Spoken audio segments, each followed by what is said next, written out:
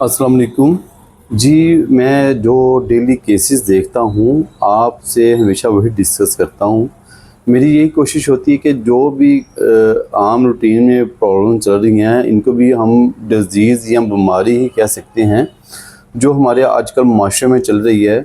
मैंने बहुत ज़्यादा देखा है कि मर्द है या औरत है इंतहाई किस्म का परेशान और उनको ये इश्यूज़ आ रहे होते हैं कि मेंटली तौर पे फिज़िकली तौर पे वो अपने आप को बेहतर महसूस नहीं करते।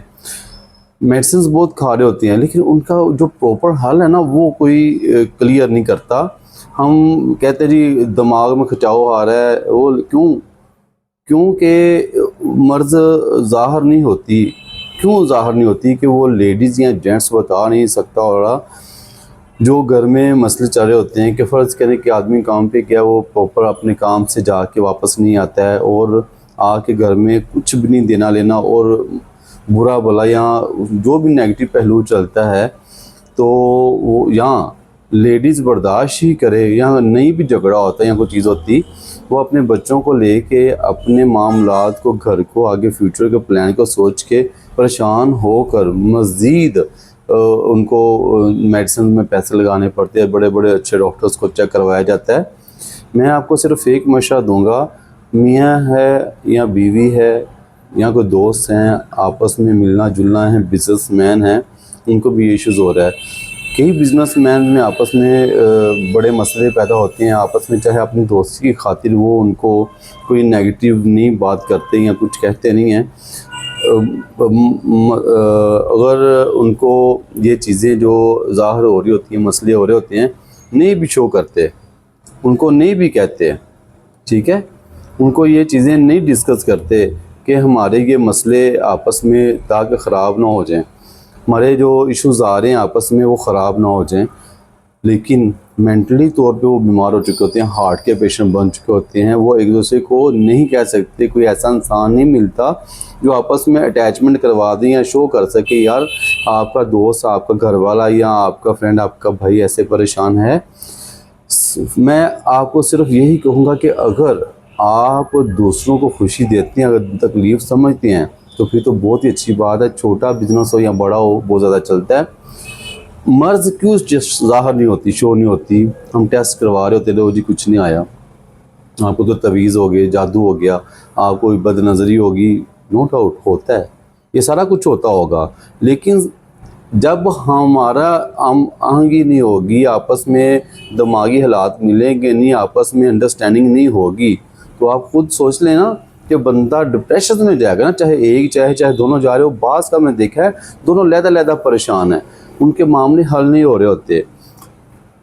सबसे ज़रूरी मैटर जो मैंने देखा है, डॉक्टर्स को समझना चाहिए कि अगर उसको मेडिसिन की नहीं, उनको फिर अपनी फ़ीस ले लें, अपनी फ़ीस लें, लेकिन उनको बुलाएं। जो उनको मसला है, मियाँ बीवी का है, दोस्तों का है, बिजनेसमैन का है या भाइयों का है, मिलने वाला है, उनको बताएं कि आपको, आपके मरीज़ को मसला कुछ भी नहीं, डिप्रेशन है। वो डिप्रेशन किस चीज़ का है? हम ज़्यादातर नेगेटिव सोचते हैं। ज़रूरी नहीं पढ़ने वाली लड़की, लड़का है या बच्चा या बड़ा है, मोस्टली होता है कि वो अंडरस्टैंडिंग माँ बाप से, बहन भाइयों से नहीं होती, उनकी वजह से ये मसले सारे होने लग जाते हैं। उनकी अंडरस्टैंडिंग नहीं हो रही होती तो वो पढ़ नहीं सक रहे होते, उनको मुश्किल हो रही होती है। हम सोच लेते हैं जी पता नहीं ये गलत रास्ते में, तो इस वजह से ऐसा नहीं होता। आपको जब भी कोई ऐसा मरीज़ नज़र आता है, आपको मसला नज़र आता है, मोहल्ले में नज़र आता है, आप सबसे पहले देखिए कि उनको मसला क्या हो रहा है, उनके घर में कोई इशू तो नहीं है, उनके जो बिज़नेस में कोई इशू तो नहीं आ रहा। ये बीवी को देखना चाहिए, बंदे को देखना चाहिए, दोस्त को, भाई को, वो जो शादीशुदा नहीं उसको भी देखना चाहिए। इसी वजह से तो मसले सुसाइड की तरफ चले जाते हैं। मर्ज़ क्यों सामने नहीं आता, जब टैस्ट में क्यों नहीं आता? वो मसला होता ही रूह को तकलीफ़ देने वाला है, आपके रूह को सुकून नहीं होता है, जिस्म में तो चल रहा होता है ना। आप जब बीवी अच्छे तरीके से बंदे को रखती है, वो जवानी की तरफ ही जाता है, उसको एनर्जी ही मिलती है। बंदा जब खुश रहता है, औरत के लिए भी ऐसे ही है, बुढ़ापा नहीं आता होता। बिजनेसमैन के लिए भी तरक्की ऐसे ही होती है। भाइयों में भी चीज़ें बेहतर हो, वो नींद अच्छी लेते हैं, उनको घर में सुकून मिलता है कि जी हमारा भी वेल विशर कोई है, हमारी भी जो लाड को देखने वाला है।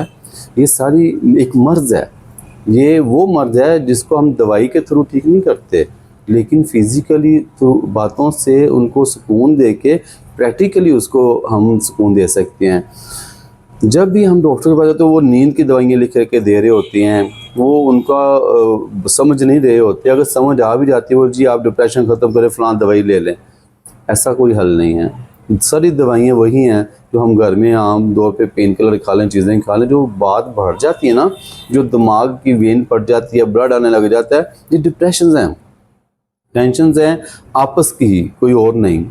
इसलिए मैंने ये टॉपिक आज इसलिए बताया कि मैंने बहुत ज़्यादा पेशेंट्स को देखा है, आज भी कुछ सर्वे किए हैं, आज भी कुछ नोटिस किया है, तो मेरा ज़रूरी था ये बताना कि आपस में घर में इत्तेफाक से रहें।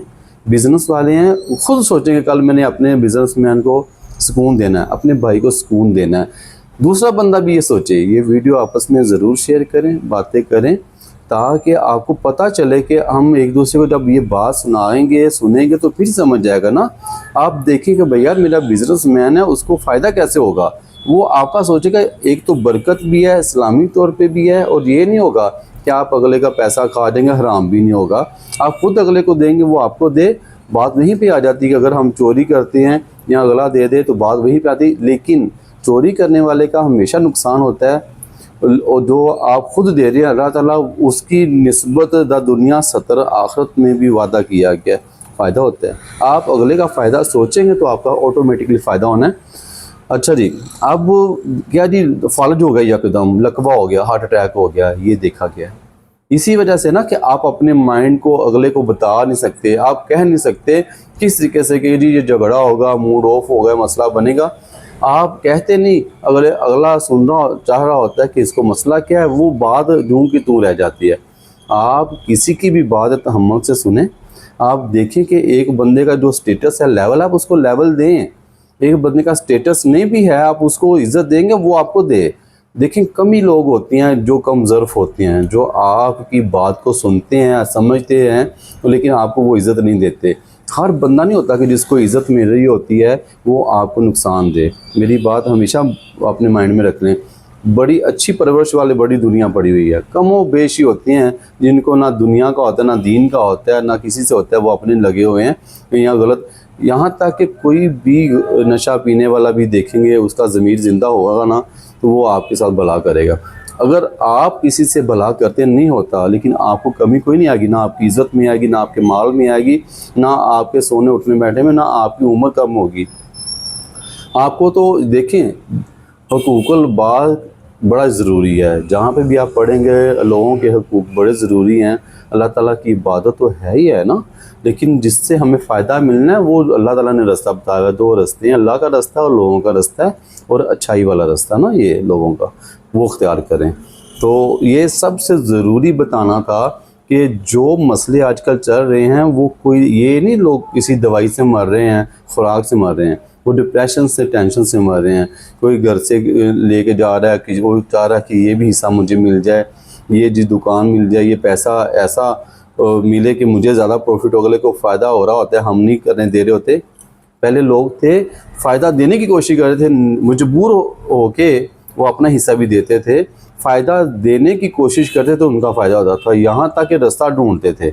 आजकल क्या फ़ायदा हो रहा होता है, हमें कोशिश भी नहीं करनी पड़ी उनको फ़ायदा देने की, खुद ही हो रहा होता है, हम साथ नहीं दे रहे होते। इसलिए आप अगर सही रहना चाहते हैं, अपने प्यारों को सही रखना चाहते हैं, आप चाहते हैं कि आपके मिलने वाले ठीक हों, आपके दोस्त ठीक हों, आपके बिज़नेस में आपके भाई ठीक हों, आप अगर चाहते हैं, अगर नहीं चाहते तो भी चाहें, फिर ही आपको भी ये चाहत मिलेगी, आपको भाई भला होगा। जितने भी केसेस देखे हैं, बीमारियां देखी इसी वजह से हैं, कोई हो रीज़न नहीं है। काम चल रहा है, हो रहा है, आप देखिए खा पी भी रहे हैं, ले भी रहे हैं, धोखा भी दे रहे हैं, इस चीज़ को हासिल कर भी लेते हैं। जब तक फ़ायदा नहीं है तब तक फ़ायदा नहीं है, जब तक आप खुद ना वो अगले के लिए करें। तो आप कर भी लें, अपना खींच भी लें, किसी से फ़ायदा नहीं होगा।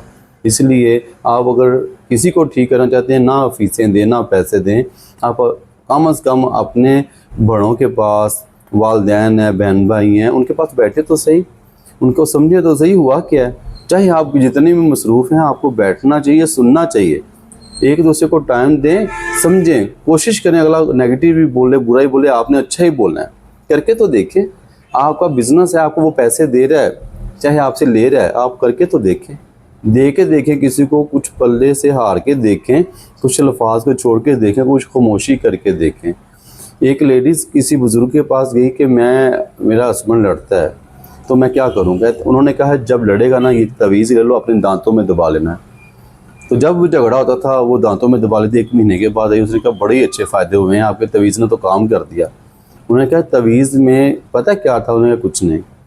उन्होंने क्या, बुजुर्गों ने कहा तवीज़ में कुछ नहीं था, सिर्फ चंद लम्हे तुम्हारी ज़ुबान बंद करता था। जब तक वो झगड़ा करता था, नहीं बोलती थी, उसका गुस्सा ठंडा हो जाता था, वो गुस्सा प्यार में बदल जाता था, फरमाबरदार बीवी में आ जाती थी।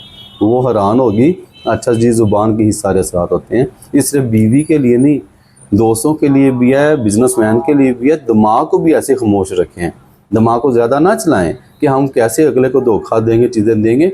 आप कोशिश करें कि अगले का भी भला करें और आपका भी भला होगा। ठीक है जी, अल्लाह हाफिज़।